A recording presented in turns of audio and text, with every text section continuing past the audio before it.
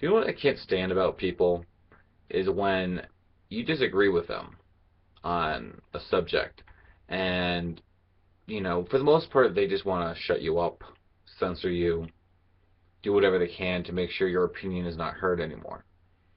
On the internet is through flagging, like on YouTube, which I have gone through, or um, blocking you, stuff like that, or in person, maybe physically getting violent with you, um, which are all not okay. Opinions should be heard, not silenced just because they're not unpopular. Even the most unpopular opinions, like, I don't know, let's say, I think throwing babies out car windows is okay.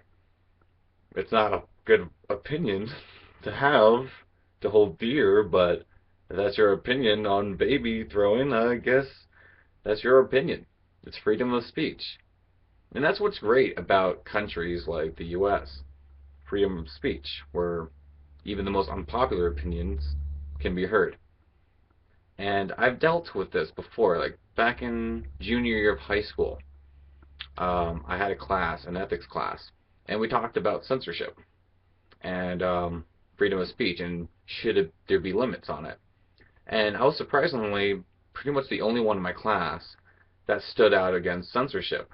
Like, we brought up to talk about the what are they called, the Baptist Church or whatever. The guys that protest funerals and hold up the signs saying God hates facts. A lot of people, pretty much everyone in my class, agreed that we should censor those people, even though they are in their legal rights to protest and say and give their opinion. Um, as much as I would love to punch every last of those protesters in the face, I don't. It's not productive. You don't make changes by censoring people. You don't make changes by, shutting someone down just because they disagree. The best way to make a change is to sit on one-on-one debates, discussions, respecting each other's opinions, letting each other talk, and not through force or threats, but through your reasoning and making your side of the argument sound more appealing than theirs. That's how you get someone to change their mind. It doesn't work all the time, but I mean, sometimes it does, and when it does, you've got another someone on your side, and it's a great feeling. But I can't stand when people's mentality is just, you don't like what I gotta say? Well, fuck you. I'm gonna flag your video. Like, fuck you, dude. Like, the guidelines are there to keep, you know, content what they're supposed to have on there. It's not, the guidelines is not to have nudity, hate speech, violence, abuse. But people use those tools that YouTube and other social networks give to make sure the content on their sites stay good, or in good standing.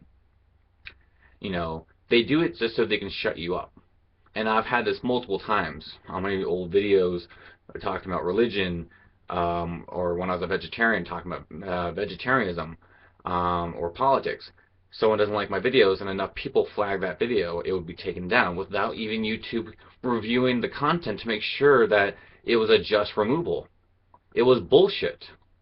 And I lost so many fucking good videos because of it.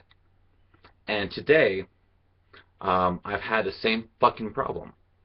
I posted some negative stuff on my Instagram about 9/11, making 9/11 jokes, because I don't give a fuck about 9/11.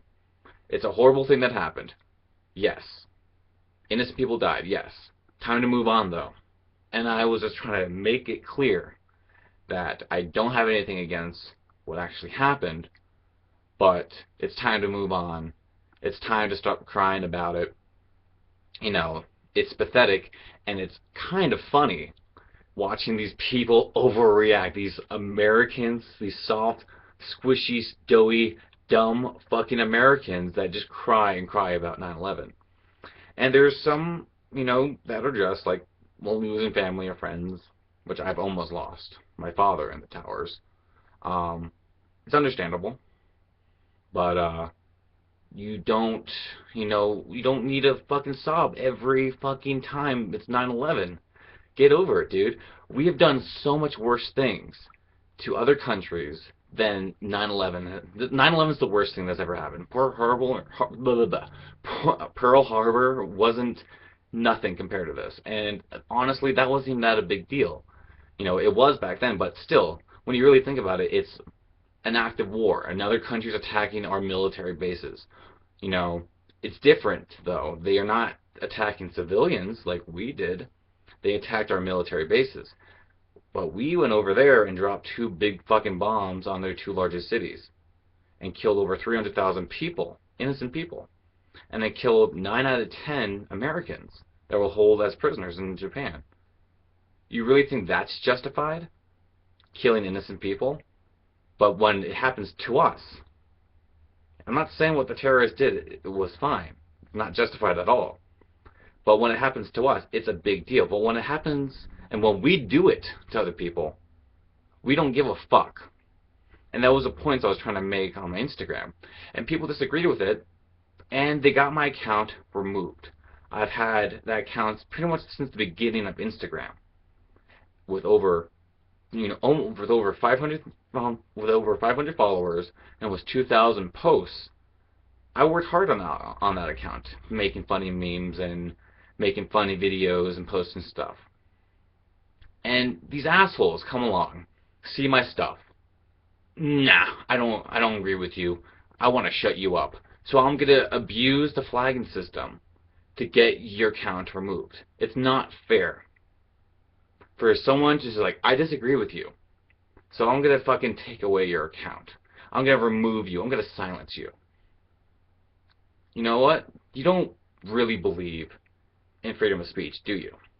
Because if you did, you would respect others' fucking opinions.